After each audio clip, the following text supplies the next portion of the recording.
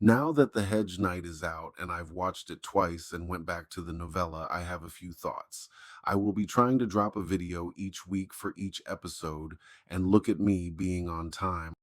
I haven't tried to do this since the channel started, and I gave my thoughts on the Acolyte, and we all remember how well that went. We had a great time. Don't look it up.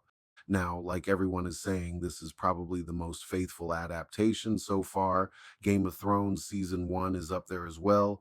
But I have faith that this one will succeed in that for at least 3 seasons, where the other did not. Apologies ahead of time. I won't be worrying about spoilers on this channel for this show. Plus, I've listened or read the source material recently and created this timeline I want to use, and it's hard if I'm tiptoeing around the fact that we are talking about Rhaenyra's great great great grandson or Daenerys's great grandfather. Spoiler alert, neither Rhaenyra or Aegon win the Dance of the Dragons, but the line of the Blacks is what continues to make this happen. So if you're here, you've read it, heard about it, or had it spoiled by one of the other shows or breakdowns you watch. I come across a lot of people who are fans of all this nerd culture stuff and don't go directly to YouTube for analysis. So I just think we are a special breed of nerdy and want all the info. So here we go. Getting into the show, I did give a brief outline of where I thought the show would go in another video, and we are pretty much on track so far. By the end of episode one, they've made it to Ashford Meadow. They meet pretty early in the show, and the only change is that they don't have an 8-year-old coming out of the river for obvious reasons, but they have their exchange at the inn. The innkeeper, Darren the Drunken, and everyone else's lines in this scene are pulled directly from the text. The biggest change to the episode for me, other than the demeanor of the Fossaways, is his interactions with Lionel Baratheon. In the text, when he inevitably joins Dunk's Seven, he says he was recruited by the boy, meaning Egg.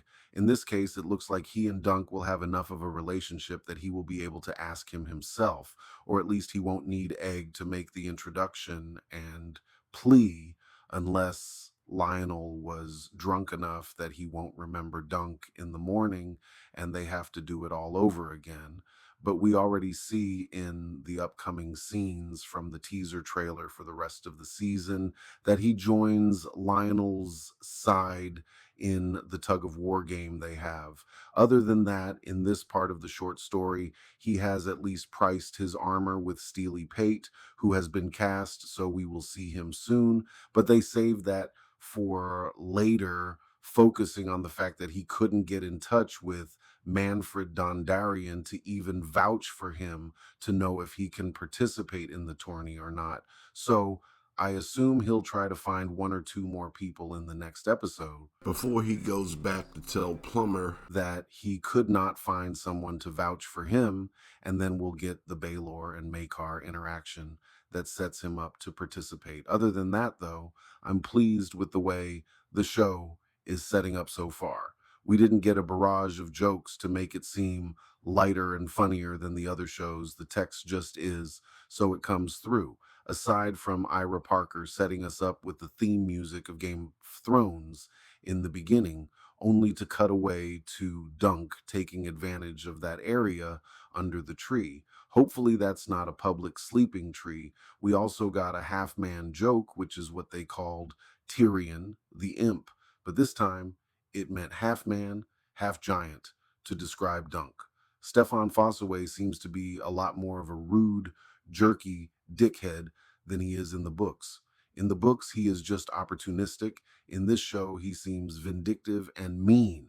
I'm sure that might change one or two things down the line, but that'll be something we leave for next time. Also, I wanted to point out that in the text, when Stefan says, "Is that a longsword you wear?" to Dunk, Dunk says, "It is mine by right."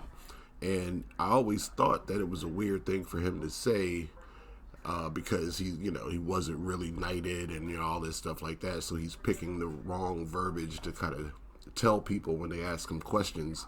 But in the show, Stefan actually says that's a weird thing to say, and I just thought that that was kind of appropriate to like add to the actual scene.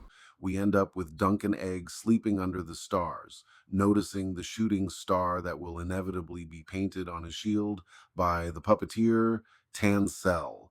Great start palette cleansing before we get into the rest of House of the Dragon, which will have tons of changes from Fire and Blood, though if we step back and remember that it's just a history book, written from third-hand accounts, the changes are less egregious.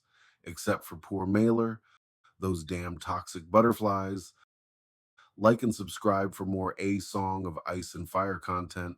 I'm currently working on a Grand Admiral Thrawn video, and Wonder Man is coming to Disney Plus soon as well. A ton of content coming soon. Hopefully, see you in the next video.